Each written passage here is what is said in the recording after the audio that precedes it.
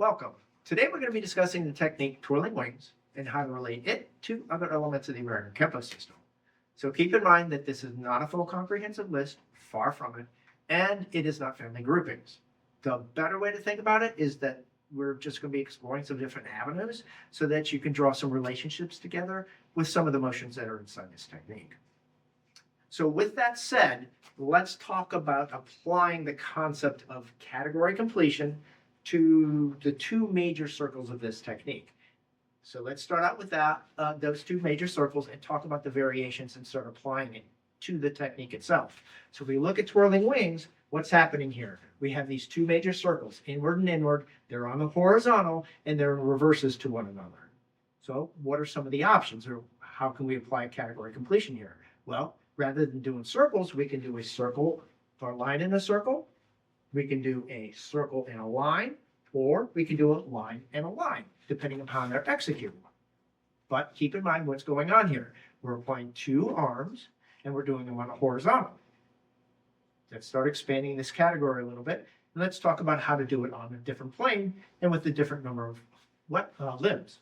So this would bring in something like a circling wing. So if you notice circling wing, it goes circle, circle. But we could have applied it as a line in a circle. Very interesting. But notice that it's now on the vertical, and it's done with the one arm rather than the two. But that continues just a little bit more and expand that category just a little bit more.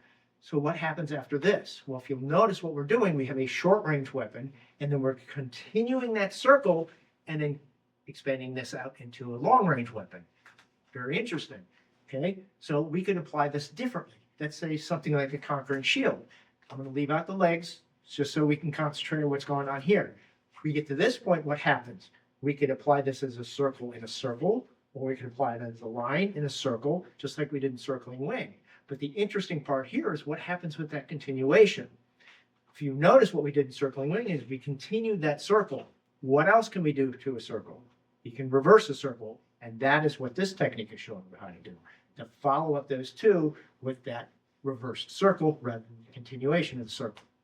We can then now reverse this whole concept. Up to now, we've been going down then up. We can also go up and down. This would bring something like a twisted twig, where we start up with this up and then down. Notice we start with a circle and a line, and then notice what we're going to do here. From that line, we're going to go back to the circle and do what we did in circling wing. So that's move back to the horizontal, okay?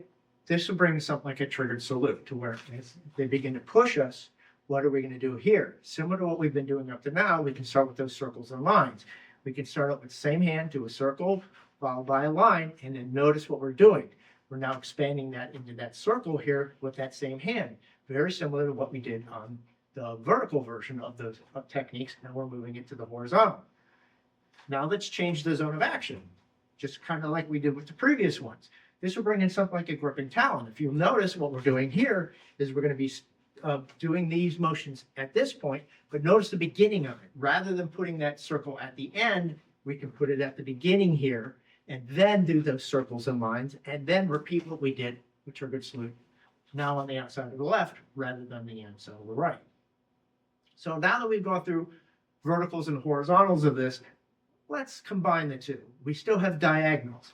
That would bring in something like a leaping crane. So if you'll notice, we start at leaping crane where we have what you could call overlapping circles here, but then what are we doing at the end? We're going to now do this on a downward diagonal, followed by that inward. So very similar to what we've done previously, but rather than going from short to long, we're going to be going from long to short. Okay? Let's do this one more different way. This would be bringing something like a flashing wing. So we'll change up the line just a little bit. If you'll notice what's happening here, we start out with that line, and now instead of going down on that diagonal, we're going to do that upward diagonal and then expand up on that upward diagonal. Exactly the opposite of what we did with leaping crane. We went from long to short, and now we're going from short to long, and now we're going up rather than down.